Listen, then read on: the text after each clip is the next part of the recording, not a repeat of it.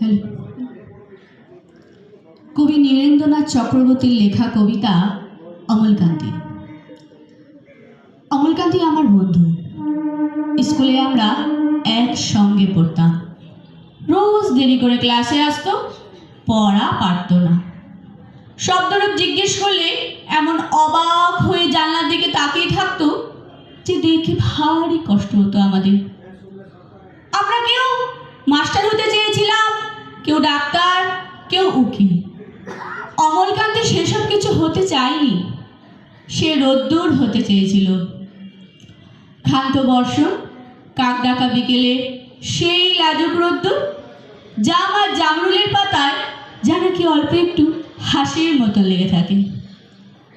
আমরা কেউ মাস্টার হয়েছি, কেউ ডাক্তার, কেউ উকিল। অমলকান্তি রোদ্দুর হতে পারেনি।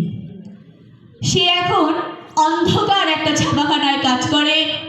মাঝে মধ্যে আমার সঙ্গে দেখা করতে আসে, চা খায়, এটা ওটা গল্প করে, তারপর বলে উঠি তাহলে। আমি ওকে দরজা পর্যন্ত এগিয়ে দিয়ে আসি। আমাদের মধ্যে যে মাস্টারি করে অনায়াসে সে ডাক্তার হতে পারত। যে ডাক্তার হতে চেয়েছিল উকিল হলে তার এমন কিছু ক্ষতি হতো না।